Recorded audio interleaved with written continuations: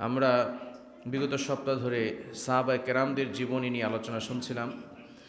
গত সপ্তাহে আমরা ওমর রাদিয়াল্লাহু তাআলা আনহুর শাসন আমল, তিনি কিভাবে শাসন করেছিলেন, কিভাবে তিনি রাষ্ট্র পরিচালনা করেছিলেন। ওমর ইবনুল খাত্তাব রাদিয়াল্লাহু তাআলা আনহুর পরে তৃতীয় খলিফা হচ্ছেন হযরত ওসমান রাদিয়াল্লাহু তাআলা আনহু। ওসমান রাদিয়াল্লাহু তাআলা আনহু জলিলুল কদর একজন সাহাবী ছিলেন। ওমর রাদিয়াল্লাহু তাআলা আনহু 24 হিজরিতে তিনি যখন ইন্তেকাল করেন, তখন হযরত ওসমান রাদিয়াল্লাহু তাআলা আনহু খলিফা নিযুক্ত হলেন। ওমর ইবনুল খাত্তাব রাদিয়াল্লাহু তাআলা আনহু 10 বছর 6 মাস অর্থাৎ 10.5 বছর তিনি তার শাসন ক্ষমতা পালন করেছেন, রাজত্ব করেছেন। তবে তিনি কখনও গরিবের হক নষ্ট করেন নাই। তিনি নিজে না খেয়ে গরিবের কাছে খাবার পৌঁছে দিয়েছেন, ঠিক কি না?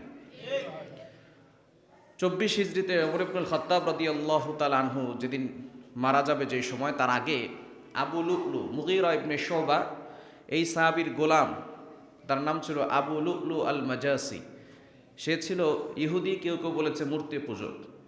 সে ওমর ইবনুল খাত্তাব রাদিয়াল্লাহু তাআলা আনহুর কাছে সে বিচার দিয়েছে। কি বিচার? সে বলেছে, আমার মালিক মুগীরা ইবনে শুবা প্রতিদিন আমার কাছ থেকে 4 দিরহাম করে নেন। বলে, তুমি কি কাজ করো? বলে, আমি খঞ্জর বানাই, খঞ্জর, যেগুলো ছুরি, এগুলো আমি তৈরি করি। ওমর ইবনুল খাত্তাব রাদিয়াল্লাহু তাআলা আনহু বললেন, তুমি তো শ্রেষ্ঠ খঞ্জর বানানো লোক, তুমি খুব সুন্দর খঞ্জর বানাও এবং তোমার নাম মদিনার অলিতে গলিতে আছে, তুমি অনেক টাকা ইনকাম করো, তোমার মালিককে 4 দিরহাম বেশি হয় না, এটা ঠিকই আছে। তোমার মালিককে 4 দিরহামই দিবে। যদি তোমার মালিককে 4 দিরহামের কম দাও, তাহলে তার উপরে জুলুম হয়ে যাবে। ওমর রাদিয়াল্লাহু তাআলা আনহু কি জুলুম করতেন নাকি ইনসাফ কায়েম করেছিলেন? ওমর ইবনুল খাত্তাব রাদিয়াল্লাহু তাআলা আনহু আবু লু'লুকে ডাক দিয়ে বলে দিয়েছেন যে, তুমি তোমার মালিককে 4 দিরহামই দিবে, কেননা তুমি অনেক টাকা ইনকাম করো, 4 দিরহাম দিলে কোনো সমস্যা। আবু লু'লু আল মাজাসি এসে খেপে গেছে যে ওমর সবার পক্ষে রায় দেয়, ইনসাফ কায়েম করে, আর আমার পক্ষে রায় দিল না। এবার আমি একটা এমন খঞ্জর বানাবো যেই খঞ্জর দিয়ে আমি এই ওমরকে দুনিয়া থেকে বিদায় করব। আবু লু'লু আল মাজাসি সে খঞ্জর বানাতে লাগলো। ওমর ইবনুল খাত্তাব রাদিয়াল্লাহু তাআলা আনহু একদিন ফজরের সময় মসজিদে যাবেন নামাজ পড়াতে। এমন সময় আবু লু'লু আল মাজাসি মিম্বারের পিছনে গোপনে দাঁড়িয়ে রইল। ওমর ইবনুল খাত্তাব রাদিয়াল্লাহু তাআলা আনহু যখন চলে গেলেন মসজিদে, কেননা আগে যে নেতা ছিল সেই ইমাম ছিল, ঠিক কিনা? আর এখন যারা নেতা, তারা সূরা ফাতিহা শুদ্ধ করে পড়তে পারে না, ঠিক কিনা? নেতা তাকেই বানাবেন যে সূরা ফাতিহা শুদ্ধ করে পড়তে পারবে। ইমাম না থাকলে সে ইমাম হতে পারবে। আমরা নেতা তাকে বানাবো যে ইমাম হতে পারবে, ঠিক কিনা?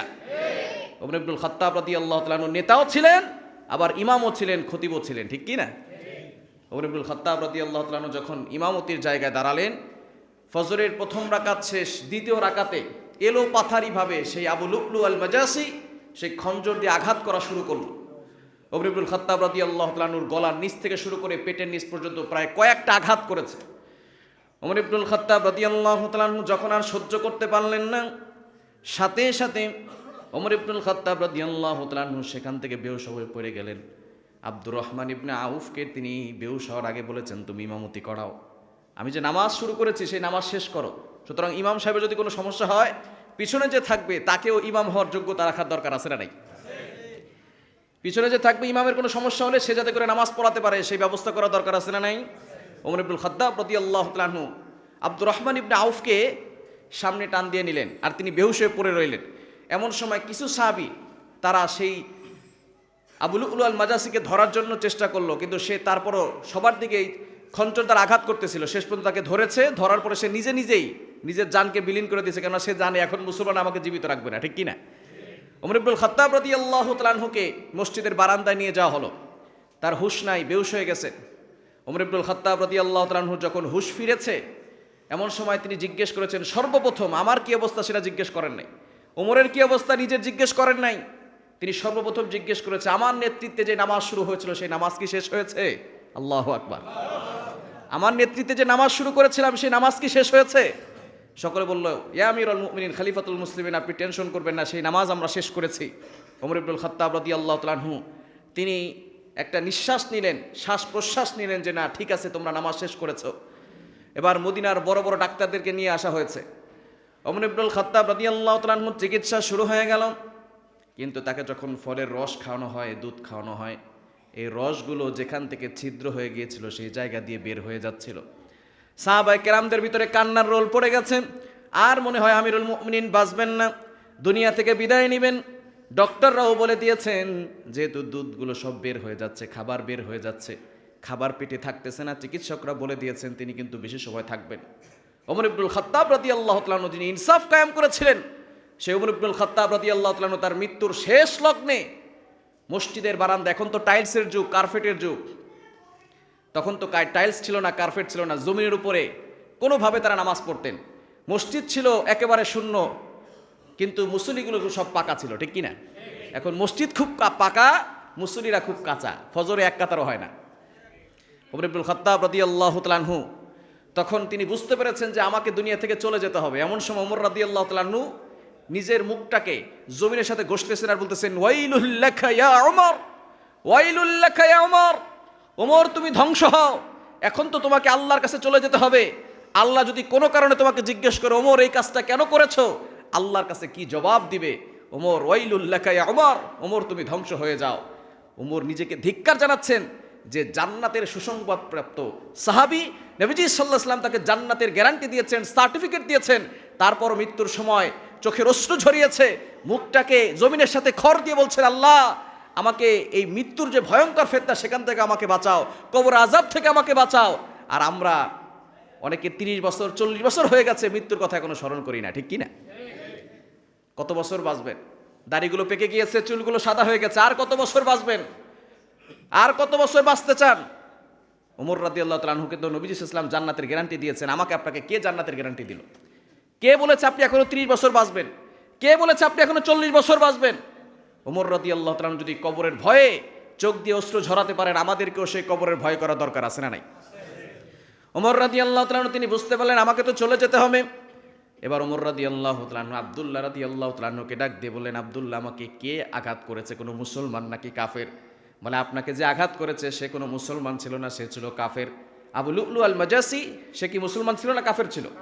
মূর্তি পূজক, কেউ কেউ বলেছে ইহুদি ছিল। ওমর রাদিয়াল্লাহু তাআলা বললেন, ঠিক আছে, তাহলে আমার যুগ থেকে কোনো ফিতনা সৃষ্টি হয় নাই, মুসলমানকে আঘাত করে নাই। ওমর ইবনুল খাত্তাব রাদিয়াল্লাহু তাআলা আনহু আব্দুল্লাহ রাদিয়াল্লাহু তাআলাকে বলছেন, আব্দুল্লাহ যাও, আম্মা জান আয়েশা রাদিয়াল্লাহু তাআলার কাছে, আনহার কাছে চলে যাও, তুমি জিজ্ঞেস করো নবীজি সাল্লাল্লাহু আলাইহি সাল্লাম তো তার ঘরেই শুয়ে আছেন, তার পাশে আবু বকর সিদ্দিক রাদিয়াল্লাহু তাআলা আনহু আছেন, তুমি অনুমতি নিবা, কোনো জোরাজুরি করবে না, শুধু বলবা যে আমি নবীজির পাশে যদি একটু জায়গা আছে সেখানে আমি থাকতে চাই, যদি আম্মা জান আয়েশা অনুমতি দেন তাহলে আমি সেখানে শয়ন করব, বলেন আল্লাহু আকবার। আম্মা জান আয়েশা রাদিয়াল্লাহু তাআলা আনহার কাছে সেখানে গেলেন, যাওয়ার পরে আব্দুল্লাহ রাদিয়াল্লাহু তাআলা আনহু তার বাবার অনুমতি চাওয়ার জন্য গেলেন। আম্মা জান আয়েশা বলতেছেন, আমার খুব ইচ্ছা ছিল আমি নবীজির পাশে, আমার বাবা আছেন তার পাশেই আমি শয়ন করব, সেখানেই আমার দাফন করা হবে, কিন্তু আজকে আমিরুল মুমিনিন, অর্ধ পৃথিবীর শাসনকর্তা, সে তো এমন ওমর, যখন আমাকে ইফকের ঘটনার ভিতরে সকলে আমার বিপরীতে চলে গিয়েছিল, এমনকি আমার বাবা পর্যন্ত আমার বিপক্ষে চলে গিয়েছিল, একজন আমার পক্ষে দাঁড়াইছিল, সেটা হলো ওমর, বলেন আল্লাহু আকবার। আজকে ওমরের জন্য আমার জায়গাটা ছেড়ে দিলাম, এই জায়গাটা ওমরের জন্য থাকবে, সুতরাং ওমর রাদিয়াল্লাহু তাআলা তিনি যেহেতু বলেছেন আজকে সেখানেই তাকে দাফন করা হবে, বলেন আল্লাহু আকবার। ওমর রাদিয়াল্লাহু তাআলা দুনিয়া থেকে বিদায় নিলেন, তাকে সেখানেই দাফন করা হলো। হাজী সাহেবরা আছেন, তারা যারা আপনারা যান, সেখানে কিন্তু নবীজির পাশে আবু বকর সিদ্দিক রাদিয়াল্লাহু তাআলা আনহু আছেন, ওমর রাদিয়াল্লাহু তাআলা আনহু আছেন, ঠিক কিনা?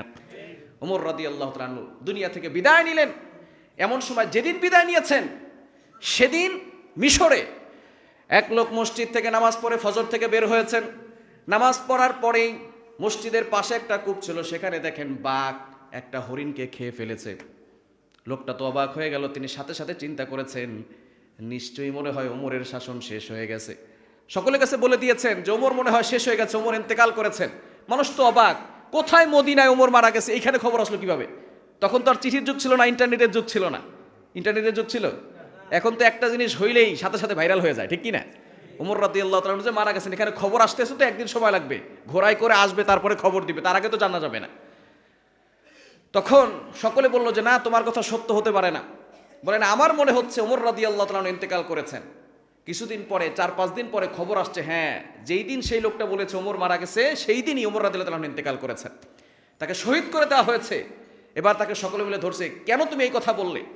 বলে আমি এতদিন পর্যন্ত দেখেছি মসজিদ থেকে যখনই বের হই, মসজিদের এই কূপ থেকে হরিণ সমস্ত হরিণগুলো তার বাচ্চাদেরকে নিয়ে, বাঘ সিংহ সব একসাথে পানি খায়। আমি মনে করেছি ওমর রাদিয়াল্লাহু তাআলা আনহুর শাসন ক্ষমতায় বাঘও ভয় পেত যে ওমর রাদিয়াল্লাহু তাআলা আনহুর শাসন ক্ষমতায় হরিণকে আক্রমণ করা যাবে না। আজকে যেহেতু বাঘ হরিণকে আক্রমণ করেছে, ওমর রাদিয়াল্লাহু তাআলা আনহু দুনিয়া থেকে বিদায় করেছেন। বলেন আল্লাহু আকবার। কেমন ভাবে রাষ্ট্র কায়েম করেছেন, এভাবে রাষ্ট্র পরিচালনা করার দরকার আছে না নাই? সে ওমরের মতো শাসক আমাদের দরকার আছে না নাই? এজন্য আমরা আল্লাহর কাছে আজকেও দোয়া করতে চাই, আল্লাহ মুসলমানদের এই ক্লান্তি লগ্নে নবী আর আসবে না, কিন্তু আমাদেরকে একজন ওমরের মতো শাসক দাও। বলেন আল্লাহু আকবার। আরো জোরে বলেন আল্লাহু আকবার। সে ওমরের মতো শাসক হওয়ার দরকার আছে না নাই? মানুষ ইনসাফ পাবে, ন্যায় নিষ্ঠার সাথে থাকতে পারবে। ওমর রাদিয়াল্লাহু তাআলা আনহু দুনিয়া থেকে বিদায় নিলেন। এবার খলিফা কে হবেন? সকলে মিলে ওসমান রাদিয়াল্লাহু তাআলা আনহুকে খলিফা বানিয়ে দিলেন। ওসমান রাদিয়াল্লাহু তাআলা আনহু, তার বাবার নাম ছিল আফফান। নাম কি? ওসমান রাদিয়াল্লাহু তাআলা আনহুর বাবার নাম কি? আফফান। এজন্য তাকে বলা হয় ওসমান ইবনে আফফান। তার মায়ের নাম ছিল আরওয়া। মায়ের নাম কি? আরওয়া। ওসমান রাদিয়াল্লাহু তাআলা আনহুর জন্ম নিয়ে অনেক মতানৈক্য রয়েছে। ওসমান রাদিয়াল্লাহু তাআলা আনহু ছোটকাল থেকেই খুব বিচক্ষণ ছিলেন এবং খুব জ্ঞানী মানুষ ছিলেন। ওসমান রাদিয়াল্লাহু তাআলা আনহু ছোটকাল থেকেই ব্যবসা শুরু করেছেন। তিনি পড়ালেখার দিক দিয়ে খুব ভালো ছিলেন, ইতিহাস খুব ভালো জানতেন এবং কুরাইশ বংশের নসবনামা তিনি খুব ভালো জানতেন। তিনি প্রচণ্ড জ্ঞানী ছিলেন এবং খুব বিচক্ষণ ছিলেন এবং ছোটকাল থেকে তিনি ব্যবসা শুরু করেছেন এবং ব্যবসায় এত বেশি তিনি সাফল্য অর্জন করেছেন, তাকে মানুষ গণি বলে আখ্যায়িত করত। গণি মানে কি? ধনী। গণি মানে, এজন্য তাকে সবাই ওসমান গণি বলে ডাক দিত। সুবহানাল্লাহ বলবেন না? ছোটবেলা থেকেই তিনি ব্যবসা শুরু করেছিলেন এবং তাকে জিন নুরাইনও বলা হয়। ওমর রাদিয়াল্লাহু তাআলা আনহুর উপাধি কি ছিল বলেন তো? ফারুক। ওমর রাদিয়াল্লাহু তাআলা আনহুর উপাধি কি? ফারুক। আর আবু বকর রাদিয়াল্লাহু তাআলা আনহুর উপাধি সিদ্দিক। আর ওসমান রাদিয়াল্লাহু তাআলা আনহুর একটা উপাধি হচ্ছে গনি। আর নবীজি সাল্লাল্লাহু আলাইহি সাল্লামের দুইজন কন্যাকে বিয়ে করার কারণে তার নাম হচ্ছে জিন নুরাইন। নাম কি? জিন নুরাইন, দুই নূরের অধিকারী। প্রথমে রুকাইয়া রাদিয়াল্লাহু তাআলা আনহার সাথে ওসমান রাদিয়াল্লাহু তাআলা আনহুর বিয়ে হয়েছে। তিনি যখন ইন্তেকাল করেছেন তাবুক যুদ্ধের পরে, তখন উম্মে কুলসুম রাদিয়াল্লাহু তাআলা আনহার সাথেও ওসমান রাদিয়াল্লাহু তাআলা আনহার বিয়ে হয়েছে। অর্থাৎ দুইজন নবীজি সাল্লাল্লাহু আলাইহি সাল্লামের কন্যাকে তিনি বিয়ে করেছেন। এরপরে যখন সেও মারা গেছে, তখন নবীজি সাল্লাল্লাহু আলাইহি সাল্লাম বলেছেন, আমার যদি আরো কন্যা থাকতো আমি ওসমানের সাথে বিয়ে দিতাম। বলেন আল্লাহু আকবার। তিনি খুব লাজুক ছিলেন, লজ্জাশীল ছিলেন। যত সাহাবী ছিলেন তার ভিতরে সবচেয়ে লাজুক ছিলেন ওসমান রাদিয়াল্লাহু তাআলা আনহু।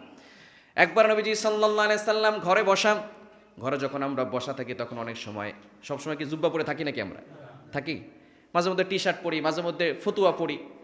তো নবীজি সাল্লাল্লাহু আলাইহি সাল্লাম ঘরে বসা মোটামুটি একটু অন্যভাবে আছেন।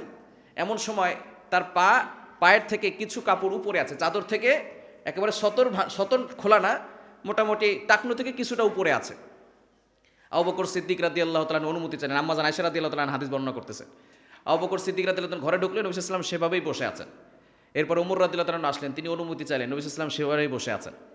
এরপর যখন ওসমান রাদিয়াল্লাহু তাআলা আসলেন, অনুমতি চাইলেন, নবী সাল্লাল্লাহু আলাইহি ওয়াসাল্লাম সুন্দর করে আগে বসলেন, এরপরে জামা কাপড় ঠিক করলেন, তারপরে ওসমান রাদিয়াল্লাহু তাআলাকে আসার অনুমতি দিলেন। বলেন আল্লাহু আকবার। আম্মা জান আয়েশা রাদিয়াল্লাহু তাআলা জিজ্ঞেস করলেন, ওগো নবীজি, আপনি আমার বাবা আবু বকর আসছে তখনও সেভাবেই বসেছিলেন, তারপরে ওমর রাদিয়াল্লাহু তাআলা আসছেন সেখানেও ওইভাবেই বসেছিলেন, কিন্তু যখনই ওসমান এসেছে তখন আপনি ঠিকঠাক করে বসেছেন কেন? বলে ওসমান খুব লাজুক, ওসমানের ভিতরে লজ্জা খুব বেশি, ওসমানকে দেখলে আল্লাহর ফেরেশতারাই লজ্জা পায়। বলেন আল্লাহু আকবার। সুতরাং আমি তো ওসমানকে দেখে যদি এইভাবেই বসে থাকতাম তাহলে ওসমান লজ্জায় এখানে আর থাকতো না, এখান থেকে চলে যেত। এই জন্য ওসমানকে দেখলে ফেরেশতারা লজ্জা পায়, সেই ওসমানকে দেখে আমিও একটু ঠিক হয়েছি। সুতরাং ওসমান রাদিয়াল্লাহু তাআলার লজ্জা খুব বেশি ছিল, আমাদেরও এরকম লজ্জা থাকার দরকার আছে না নাই? আর রসুল আছে না নাই? আল হায়াউ শুবাতুম মিনাল ঈমান, লজ্জা হচ্ছে ঈমানের একটা অঙ্গ। এজন্য যাদের লজ্জা নাই তারা অশ্লীলতা ব্যয়াপনা বেশি বেশি করতে পারে, ঠিক কি না? এজন্য লজ্জা থাকার দরকার আছে না নাই? ওসমান রাদিয়াল্লাহু তাআলা আনহু তিনি এমনভাবে রাষ্ট্র কায়েম করেছেন। ওসমান রাদিয়াল্লাহু তাআলা আনহু 30 বছর বয়সে ইসলাম ধর্ম গ্রহণ করে নিয়েছিলেন। ওসমান রাদিয়াল্লাহু তাআলা আনহু ইসলাম ধর্ম গ্রহণ করার পরে তার উপরে নির্যাতন শুরু হয়ে গেছে। তার চাচা হাকাম ইবনুল আস, তার চাচা ছিল, আপন চাচা। ওসমান রাদিয়াল্লাহু তাআলা ধনী ছিলেন ঠিক আছে, কিন্তু যখন ইসলাম ধর্ম গ্রহণ করেছেন তারপর থেকে তার উপরে নির্যাতন শুরু হয়ে গেছে। ফ্যানটা দেন একটু কষ্ট। ওসমান রাদিয়াল্লাহু তাআলার উপরেও নির্যাতন শুরু হয়েছে। তিনি চতুর্থতম ইসলাম ধর্ম গ্রহণকারী একজন ছিলেন। সর্বপ্রথম ইসলাম ধর্ম গ্রহণ করেছেন হযরত আবু বকর সিদ্দিক রাদিয়াল্লাহু তাআলা আনহু, দ্বিতীয় নাম্বার হযরত আলী রাদিয়াল্লাহু তাআলা আনহু, 3 নাম্বার যায়েদ ইবনে সাবিত রাদিয়াল্লাহু তাআলা আনহু, 4 নাম্বার ওসমান রাদিয়াল্লাহু তাআলা আনহু। অর্থাৎ ইসলামের চতুর্থ নাম্বার মুসলমান হয়েছেন তিনি হচ্ছেন হযরত ওসমান রাদিয়াল্লাহু তাআলা। বলেন আল্লাহু আকবার। যখন ইসলাম ধর্ম গ্রহণ করেছেন তখনই তার উপরে নির্যাতন শুরু হয়ে গেছে। তার আপন চাচা তাকে এমনভাবে আঘাত করেছে, তার 2 হাত বেঁধে চাবুক দ্বারা আঘাত করতে করতে ওসমান রাদিয়াল্লাহু তাআলা আনহুর শরীর থেকে রক্ত পর্যন্ত বের হয়েছে। তারপর তিনি ঈমান কখনো ছেড়ে দেন। সুতরাং যখন আপনি ঈমান আনবেন, ঈমান আনার পরে আপনার উপরে অনেক ধরনের টর্চার আসবে, অনেক ধরনের বিপদ আসবে, আপনার পরিবারের লোকেরা আপনার উপরে আঘাত করতে চাইবে, ঠিক কিনা? কিন্তু এই খুবাইব রাদিয়াল্লাহু তাআলা আনহুমা, বেলাল রাদিয়াল্লাহু তাআলা আনহু, ওসমান রাদিয়াল্লাহু তাআলা আনহু সম্পদ থাকা সত্ত্বেও যে নির্যাতন সহ্য করেছেন, আমাদেরকেও ঈমানের উপরে যদি বিপদ আসে এরকম ঈমান হারা হওয়া যাবে না। অনেক ধরনের কষ্ট সহ্য করব, কিন্তু আমরা কখনো ঈমান ছাড়বো না, ঠিক কিনা? ঈমানের উপর অটল অবিচল থাকতে হবে ওসমান রাদিয়াল্লাহু তাআলা আনহুর মতো। ওসমান রাদিয়াল্লাহু তাআলা আনহু ঈমানের উপর অটল অবিচল ছিলেন। সুতরাং আমরাও যদি ঈমানের উপর অটল অবিচল থাকতে পারি, আল্লাহ পাক রব্বুল আলামিন ঘোষণা দিয়েছেন তোমাদের মৃত্যুর সময় আসমান থেকে ঝাঁকে ঝাঁকে ফেরেশতা এসে তোমাদেরকে জান্নাতের সুসংবাদ দিবে। বলেন সুবহানাল্লাহ, জোরে সোরে বলেন না সুবহানাল্লাহ। আল্লাহ নিজে বলছেন সূরা হামিম আস-সাজদার 30 নম্বর আয়াত, রব্বুল আলামিন বলেন ইন্নাল্লাযীনা ক্বালু রাব্বুনাল্লাহু সুম্মা ইসতাকামু তাতানাজ্জালু আলাইহিমুল মালায়েকা আল্লা তাখাফু ওয়া লা তাহজানু ওয়া আবশিরু বিল জান্নাতিল্লাতী কুনতুম তুআদুন।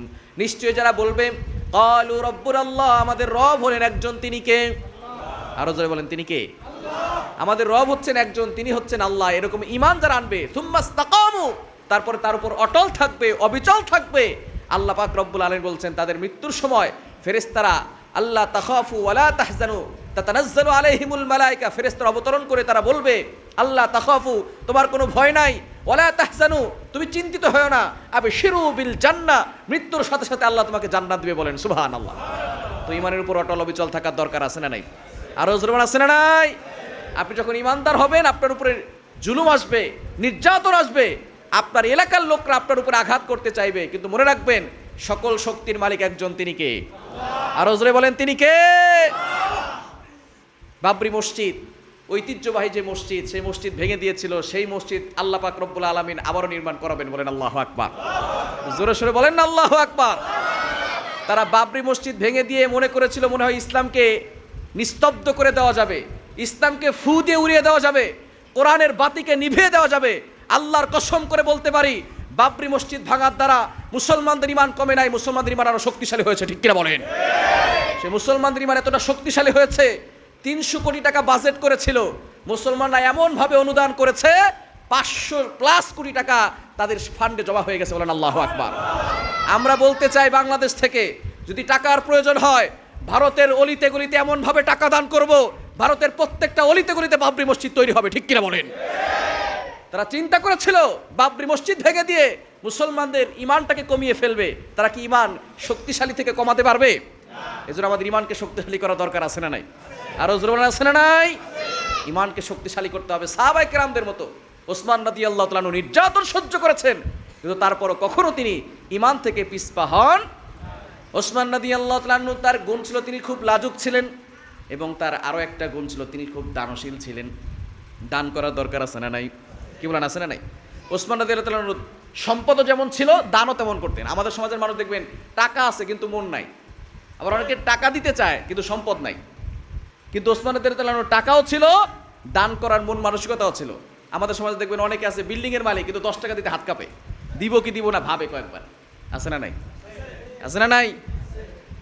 ওসমান রাদিয়াল্লাহু তাআলা সম্পদ আল্লাহ দিয়েছিলেন, তিনি সম্পদ থেকে প্রচুর পরিমাণে খরচ করতেন। ওসমান রাদিয়াল্লাহু তাআলা যখন মদিনায় চলে গেলেন, মসজিদে নববীর কাজ হবে, এমন সময় মসজিদে নববীতে মানুষ দলে দলে ইসলাম কবুল করতেছেন।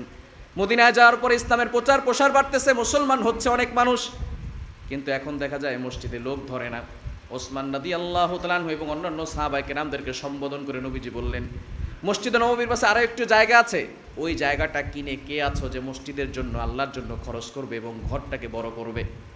ওসমান রাদিয়াল্লাহু তাআলা সাথে সাথে দাঁড়িয়ে বললেন, ইয়া রাসূলুল্লাহ, ইয়া হাবিবাল্লাহ, আমার যে সম্পদ আছে, যত টাকা লাগে, মসজিদ নববীর পাশে যে জায়গাটা আছে সেই জায়গাটা আমি কিনে মসজিদের জন্য ওয়াকফ করে দিব। বলেন আল্লাহু আকবার।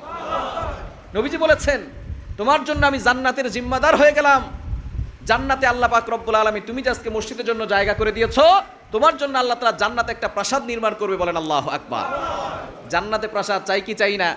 আরো জোরে বলেন, চাই কি চাই না? তবে নবীজি সাল্লাল্লাহু আলাইহি ওয়াসাল্লাম জানিয়ে দিয়েছেন, মসজিদে যারা দান করবে, যারা খরচ করবে, যারা জায়গা দিবে, খবরদার দুনিয়াতে তাদের সম্মান কম থাকবে। দুনিয়াতে মসজিদ বানানোর পরে দুনিয়াতে মসজিদের ভিতরে বসে বাড়াবাড়ি করবা, মাতবরি করবা, এরকম কোনো কিছু চলবে না। আখিরাতে তুমি জান্নাত পাবা, তবে দুনিয়াতে কোনো মাতবরি চলবে না। মসজিদে একমাত্র কার আইন চলবে? আর রাসূল কার আইন চলবে? আল্লাহর আইন চলতে হবে, ঠিক কি না? ওসমান রাদিয়াল্লাহু তাআলা আনহু সেখানে ধন সম্পদ দান করে দিয়েছেন। তিনি সেই জায়গাটা কিনে মসজিদ নববীর জন্য তিনি মসজিদটাকে বড় করেছেন, যাতে করে মুসলমানদের নামাজ পড়তে কোনো অসুবিধা না হয়। যখন নবীজি সাল্লাল্লাহু আলাইহি ওয়াসাল্লাম মদিনায় গেলেন, আস্তে আস্তে পানির সংকট দেখা দিল। একটা বীরে রুমা নামে একটা কূপ ছিল, এই কূপটা ছাড়া অন্য কোনো মিষ্ট পানি ছিল না। সেখানে মিষ্ট পানির খুব প্রয়োজন ছিল, যেহেতু মরুভূমির জায়গা, মরুভূমির এলাকা, পানি না থাকলে তো মানুষ কষ্টে পড়ে যাবে। তবে ওই কূপটা ছিল এক ইহুদির। ইহুদি আবার খুব ফাজিল ছিল। সে চিন্তা করছে, যেহেতু মুসলমানরা এবং অন্যান্য যারা আছে তারাও এই কূপ থেকে পানি খায়, আস্তে আস্তে দিন দিন পানির টাকা আরও বাড়িয়ে দিচ্ছিল, যে পানি নিতে হলে এত টাকা বেশি দিতে হবে। এবার মানুষ পড়েছিল কঠিন বিপদে, যে এত টাকা দিয়ে পানি খেলে কিভাবে বাঁচবো। তখন তো মুসলমানদের হালতও খুব সংকীর্ণ ছিল। নবীজি সাল্লাল্লাহু আলাইহি সাল্লাম জানিয়ে দিলেন, কে আছো যে এই কূপটা মুসলমানদের জন্য কিনে দিবে? যে কিনে দিবে, আমি নবীজি জিম্মাদার হলাম, তার জন্য জান্নাতে একটা প্রবাহিত ঝর্ণা প্রবাহিত হতে থাকবে। আমি নবীজি নিজে জিম্মাদার হয়ে গেলাম, বলেন সুবহানাল্লাহ। ওসমান রাদিয়াল্লাহু তাআলা আনহু তিনি ওই ইহুদির কাছে গেলেন, ইহুদিকে বললেন, তোমার যত টাকা লাগে তত টাকা দিব, এই কূপটা আমাকে দিয়ে দাও। কিন্তু ইহুদি খুব পাজি, সে বলতেছে, না, এই কূপ দেওয়া যাবে না, কেননা কূপ দিয়ে আমার ব্যবসা, এই কূপ দিয়েই আমার ব্যবসা, এখানে পানি আস্তে আস্তে আরও দাম বাড়বে, আমার আরও ব্যবসা ভালো হবে। কিন্তু ওসমান রাদিয়াল্লাহু তাআলা আরও বিচক্ষণ ছিলেন, তিনি যেহেতু বিজনেসম্যান ছিলেন, তিনি বিচক্ষণও ছিলেন। তিনি বলছেন, ঠিক আছে, তুমি আমাকে যেহেতু পুরাটা কূপ দিবা না, অর্ধেক কূপ দাও, অর্ধেক আমার কাছে বিক্রি করে ফেলো, অর্ধেক তুমি রাখো। কূপ আবার অর্ধেক কীভাবে নিবে? বলে, ঠিক আছে, কূপ অর্ধেক কীভাবে নিব? একদিন আমি পানি নিব, একদিন তুমি পানি নিবা। সুবহানাল্লাহ বলতে পারলেন না? অর্ধেক কূপ আমার কাছে বিক্রি করে দাও, একদিন কি করবো, আমি পানি নিব, আর একদিন তুমি পানি নিবা। এবার ইহুদি বলতে, তাহলে তো ঠিক আছে, তাহলে তো ব্যবসা তো ঠিকই থাকবে, কূপ আমারও থাকবে, ব্যবসাও করতে পারবো, আবার কিছু টাকা লাভও হবে। ওসমান রাদিয়াল্লাহু তাআলা কিছু টাকা দিয়ে দিলেন, অর্ধেক কূপ তার। এবার ওসমান রাদিয়াল্লাহু তাআলা ঘোষণা করে দিলেন, যেদিন আমার ভাগের পালা, সেদিন তোমরা 2 দিনের পানি নিয়ে যাবা। কয় দিনের পানি? 2 দিনের পানি নিয়ে যাবা। তোমরা এটাকে জমা করে রাখবা, 2 দিন পানি খাবা। যেদিন তার পালা আসবে সেদিন কূপে যাওয়ার দরকার নাই, পরের দিন আবার যাবা, সেদিন আবার 2 দিনের পানি নিয়ে যাবা। আল্লাহু আকবার। এবার সকলে মিলে 2 দিনের পানি নিয়ে যায়। ওসমান রাদিয়াল্লাহু তাআলা যেদিন চলে যায়, যেদিন ইহুদির পালা আসে, সেদিন কেউ আর পানি নিতে যায় না। এবার ইহুদির কপালে হাত, কিরে কি হইল, আমার এখান থেকে পানি নিতে আসে না, ব্যবসা করবো কিভাবে? এবার ইহুদি দেখে যে কঠিন বিপদে পড়লাম। শেষ পর্যন্ত ইহুদি বলে, ভাই তুমি আর কিছু টাকা দিয়ে কূপটা তুমি নিয়ে নাও। আল্লাহু আকবার। সাথে সাথে ওসমান রাদিয়াল্লাহু তাআলা আর কিছু টাকা দিয়ে প্রায় 35,000 দিরহাম সম্পূর্ণ দিয়ে ওসমান রাদিয়াল্লাহু তাআলা কূপটা নিজে নিয়ে নিজের নামে করে সকল মানুষের জন্য, কোনো শুধু মুসলমানদের জন্য না, হিন্দু, বৌদ্ধ, খ্রিস্টান যারা যারা ছিল সকলের জন্য সেই কূপটাকে উন্মুক্ত করে দিয়েছিলেন, বলেন আল্লাহু আকবার। সুতরাং সম্পদের দরকার আছে, আপনি দান করবেন, আল্লাহর জন্য খরচ করবেন, এজন্য সম্পদের দরকার আছে না নাই? তবে সম্পদ আমাদের মূল লক্ষ্য নয়। আপনি নামাজ পড়তে সতর ঢাকার জন্য জামা কাপড়ের দরকার আছে না নাই? জামা কিনতে টাকার দরকার আছে না নাই? হজ করতে যাবেন, সেখানে আপনার বিমানের ভাড়া আছে, সুতরাং টাকার দরকার আছে। টাকা আমাদের মূল লক্ষ্য নয়। টাকা দিব আমরা এই জন্য, আল্লাহর কাছে চাইবো এই জন্য, যাতে করে আমরা দান করতে পারি, আল্লাহর জন্য খরচ করতে পারি, ঠিক কিনা? ওসমান রাদিয়াল্লাহু তাআলা এভাবে দান করতেন। একবার নবীজি সাল্লাল্লাহু আলাইহি সাল্লামের জামানায় দুর্ভিক্ষ চলে আসলো, মানুষের খাবার আস্তে আস্তে সংকীর্ণ হতে যেতে লাগলো। এমন সময় ব্যবসায়ী যারা আছে তারা খাবারের মূল্য বাড়িয়ে দিল। যখন দেখবেন